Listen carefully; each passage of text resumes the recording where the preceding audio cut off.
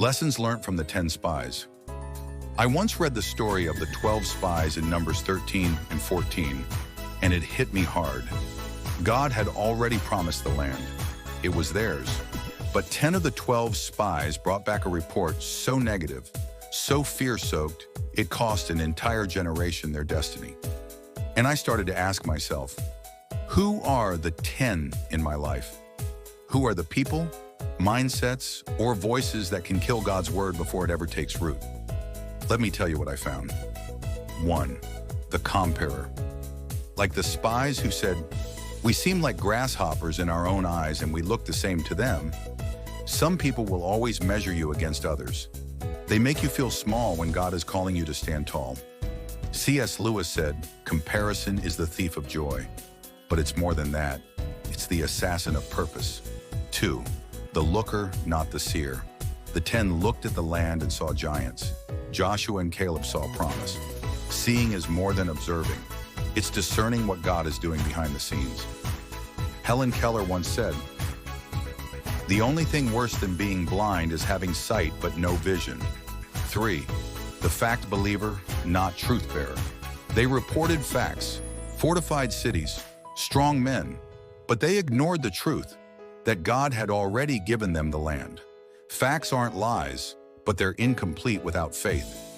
John Piper writes, "God is most glorified in us when we are most satisfied in Him, not in the data, not in the odds, but in Him."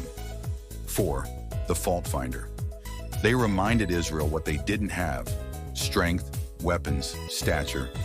Some people are professional discouragers, highlighting every deficit. But God delights in using the weak to shame the strong. Think David. Think Gideon. 5. The magnifier of problems.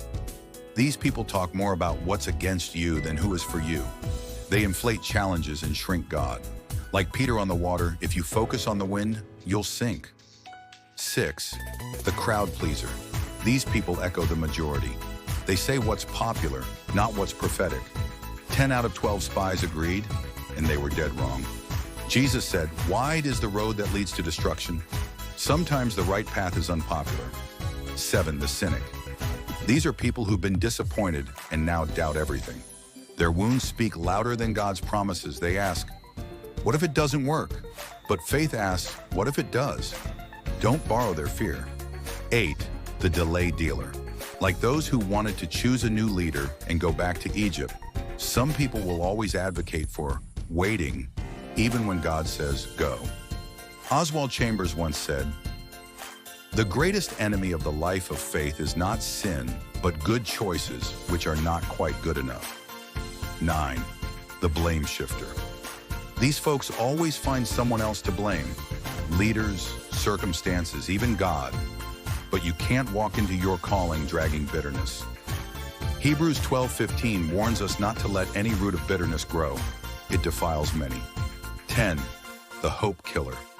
They don't just doubt the plan, they crush your spirit. They say, "It's too late, you missed it," or "You're not enough." But God says, "I know the plans I have for you, plans to give you hope in a future." Jeremiah 29:11. So here's what I've learned. God may give the promise, but who you listen to determines if you enter it. I've decided I'm listening to the Joshuas and Calebs, the people who see giants but know God is bigger, who see the walls but remember that God knocks them down. If you want to walk into your promise, beware the 10. They don't always look like enemies. Sometimes they're friends, family, or even your thoughts. But the good news is, you don't need a crowd to believe. Just 2 with faith were enough to enter the promise. Which voice will you follow? Be and stay blessed.